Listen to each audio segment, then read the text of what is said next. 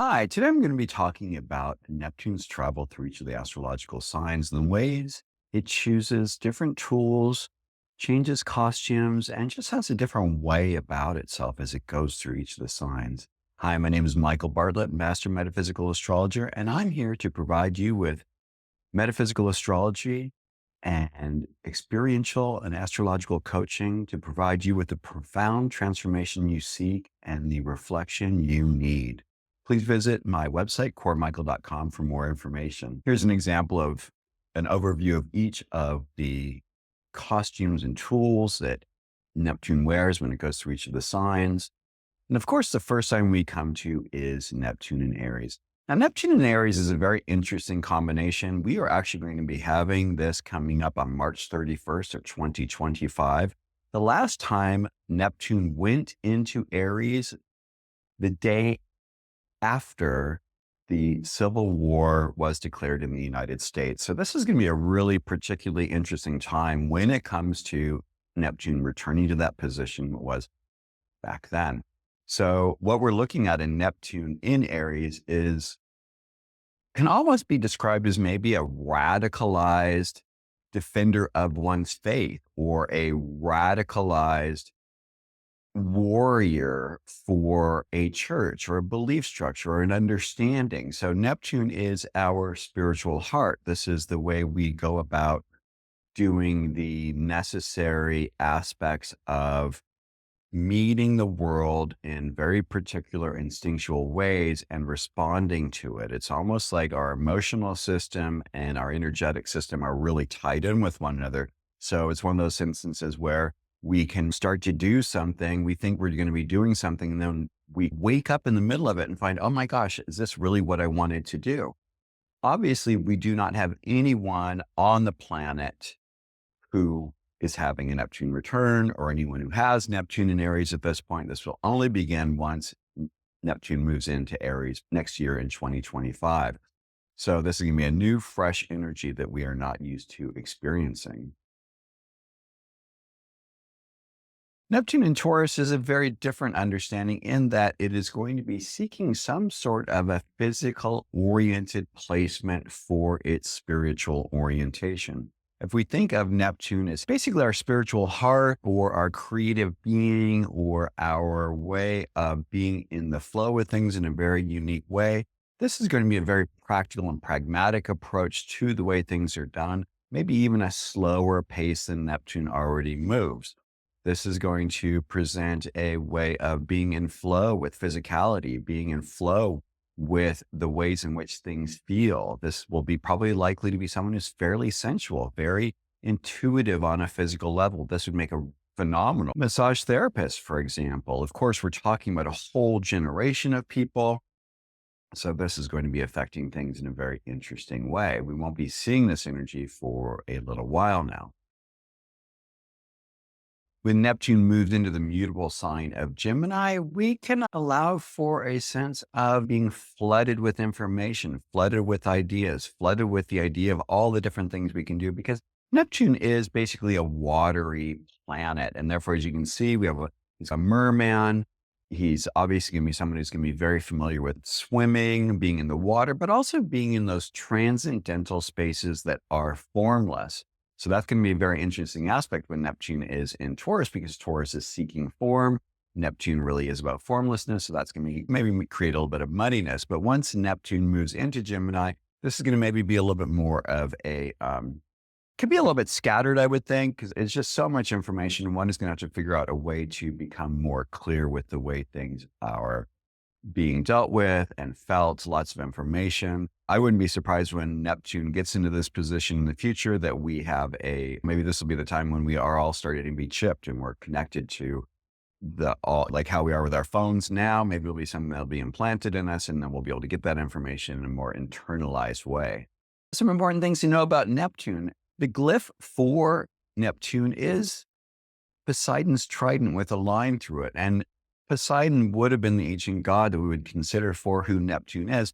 And it's interesting because nowadays we give this very spiritualized, idealistically new age idea to this Neptune energy. But of course, like what I just said a little bit ago regarding the Civil War in the United States, that obviously is not very spiritually oriented. That is nothing about going in the flow, but it is about belief systems and our structures and how we think about things and conceive of things in a larger, broader context. It's very interesting, actually, too, when I go back to this issue of Neptune and Aries, which of course I'm going to be speaking of a lot more. I'm actually going to be giving a talk on this when I do a group talk with Sam Reynolds, Lindsay Turner, and Jonah Emerson. We are going to be talking about 2025, and this is going to be one of the topics I really want to cover because I think it's going to be just so profound on so many levels.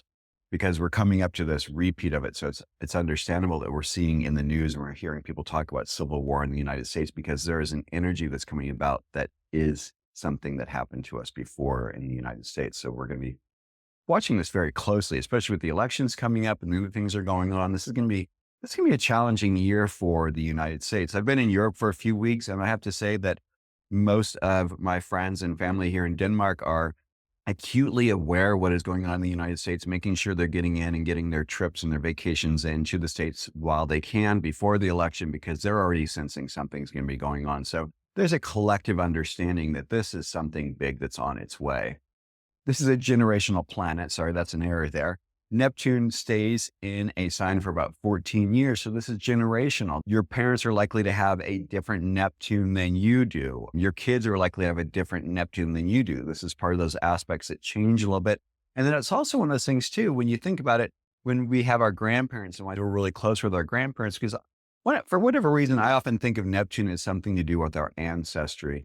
And what is very interesting, one of the reasons why we can explain the closeness that grandparents typically have with their grandchildren is because these outer planets start to sextile each other or create these supportive aspects with one another, which we usually don't have with our parents. And so that's one of the reasons why sometimes grandparenting is so much easier with kids than parenting is.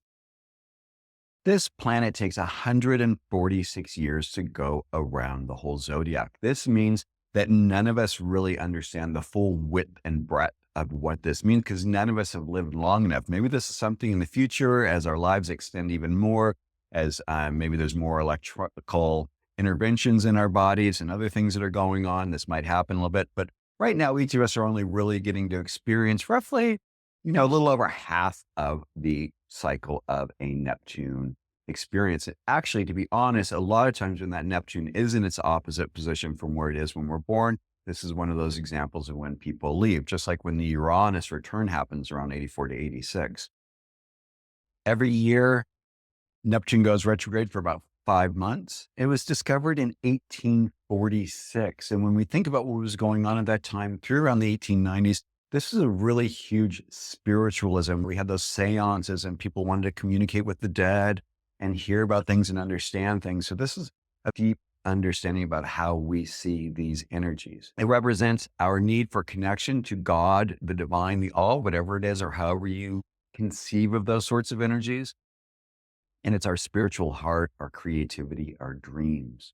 And it reveals with how you connect with things on a much deeper level, how things are washed away in your life, and where sometimes you can be foggy or unclear, especially when people have, say, a Neptune transit to their sun or a Neptune transit to their Mars or to their moon. Things just get like you're out in foggy land, because that's another aspect with Neptune, is it represents those times when we're just not as clear. It's not about being it's not about being direct and going forward in a forceful manner. It's about allowing things to unfold and being present to what is. When we talk about this, we are talking about our perspective from here on Earth with the sun and the planets in between the Earth and the outer constellations. And that's how we have the reception of these energies to ourselves, here on Earth. Neptune then moves into the sign of Cancer. This is a beautiful sign, maybe a little bit flowy. These are going to be people who understand, I would say, more of a deeper spiritual timing. This would be something where you would feel things coming along and you're like, this isn't right. And then maybe a day later or maybe a month later, oh, now is the right time. These are going to be people who are very intuitive. Cancer is a water sign. Neptune loves being in the water signs. If we think about all that is in the sea, is all the area that Neptune rules. And so these are unconscious, subconscious ways of dealing with things and allowing those things that maybe bubble up into our consciousness from underneath, from under the waters where we can understand and perceive. I believe that Neptune in Cancer would be a really good supportive mechanism for believing in and supporting the family or the sacred family, something that maybe isn't necessarily our genetic coding, but maybe could be represented maybe by a step grandparent that married into the family and therefore maybe brings a little bit more love, brings an awareness to the family that the rest of the family might have not been experiencing at a certain time. Neptune then moves into the fiery fixed sign of Leo. This is creatively wise. I think this is actually a really beautiful spot. I think also the way in which we have lovers, but it's also one of those ways. I think it'd be easier in the art field because we want to use those nonverbal, fluid, amorphous sort of an understanding of things as far as representing. This would be abstraction. This would be a way of looking at things and seeing one color and then looking at it from another direction, seeing another color. In lovers, this can be an idealization because that's the other thing with Neptune is it has to deal with our ideals about how we look at things. And so when it steps into this place of fixed Leo, it can maybe be an idealization of a relationship, but also could be a very beautiful lover. My sense is Neptune prefers a little bit more freedom. It doesn't really like to be confined or stuck by anything. The hard part with relationships with this Tunian energy is it's going to be about blurring the lines. Someone would say to you, okay, if you ever do this again, then I can't be with you. And then that person does it, but then you're going to have a way of understanding why or explaining why that happened. And then that'll be an issue for the relationship to resolve. Then Neptune moves into Virgo. This is not an easy placement for Neptune, and it's not easy for Virgo energy.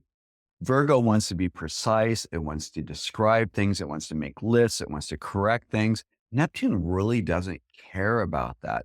So this could be, in a sense of when we're looking here in this hospital room, this might be a room that's filled with a lot more people being taken care of in more of a simple way. This might be people who are on a drip that keeps them unconscious maybe and isn't really about making things in a better way, but maybe just finding a way of having stasis and being to be able to be present and understanding that sometimes things aren't all that perfect.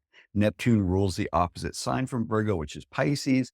And so there's a little bit of a dichotomy in how this is done. It'd be very much a growth seeking, learning lifetime experience. I want to thank Christine Cianci, the amazing artist who hand painted every single one of the figures that you see in my talks on the planets through the signs, as well as my monthly forecast. If you happen to see that, please go to my website, cormichael.com, or visit my YouTube channel, Master Metaphysical Astrologer, and follow me, share with your friends. You can find our book that we did. We took all the imagery that I'm using today and use that to make a book to help people understand astrology in an easier way. You can find it on Kindle, Apple, and from your favorite bookstore. Thanks, Christine. Neptune going into the sign of Libra is going to maybe again blur the lines a bit. That's what Neptune does. And so in that way of how Libra can have this deal with duality, like I want this, but I also want that. I'm not sure what it is. Neptune is going to confound that. So maybe instead of saying, hey, I either want this or I want that, you might be taking both of those things and mixing them up in a way and seeing what those blends are. I think this would be a way, someone who'd be really testing and experiencing what relationships are, maybe having them a little bit looser, freer, bit of an understanding that relationships always aren't meeting our highest demand. And maybe this could also bring in a little bit of secrecy, which we're going to bring into a little bit more when we come into the next sign of Scorpio, of course. But there's just something, there might be things that are going on a little bit behind the scenes, and this person would be able to feel what maybe needs to be adjusted, harmonized, and balanced in relationship to other people. Neptune then moves into the deep sign of Scorpio. These are going to be spiritual seekers. There's going to be a lot of psychic energy going on because Neptune, again, loves being in the water signs and calling forth these energies that are more in the flow. There's going to be a sense of when things aren't right and how we need to adjust them and keep them a little bit more clear so that we can find our way that is a little bit deeper. It's like following a thin thread along at the bottom of the sea and following it to wherever it leads to in the depths of what needs to be. It's also important to realize with each of these that where these signs are by house system in your own personal chart, or can also further adjust and modify the experience of this planet and each sign, as well as the relationships Neptune has to the other planets, like I talked about earlier with the sun, the moon, Mars. Anything it touches by aspect is going to be offering a certain different perspective, maybe a larger perspective, or definitely a more sensitive and psychic experience, especially when it's in the water signs like it is here with Scorpio. And that Neptune moves over into Sagittarius, where the happiness is going to be in the traveling, the experience of information. This could be a phenomenal philosophical student, someone who's seeking the deeper meaning of life, which is another aspect with Scorpio as well. But this is going to be a little bit more theoretical, more philosophical in a sense of understanding how things work, how religion blends in with humanity, how we are as human beings with souls in souled physical form. And this is going to be an experience of that, probably a very experienced traveler, someone who enjoys languages and talking with other people and getting to experience the oneness of humanity, because that's another aspect with Neptune is this unification factor. Since Sagittarius loves asking lots of questions, with Neptune in this would be asking questions so there's a greater understanding of how one relates to other people and to oneself. Then Neptune moves over into the last Earth sign of Cardinal Capricorn.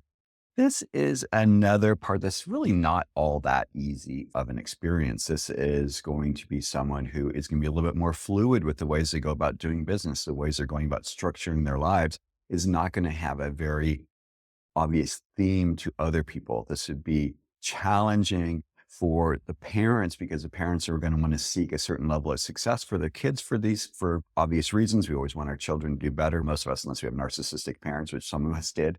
But when it comes to Neptune in Capricorn, this is going to be someone who's going to be going around feeling what each new job is like. What is it to do with these situations? How do we go about interacting with our business life in a way that is maybe not formalized or structured? Because Neptune really doesn't appreciate structure.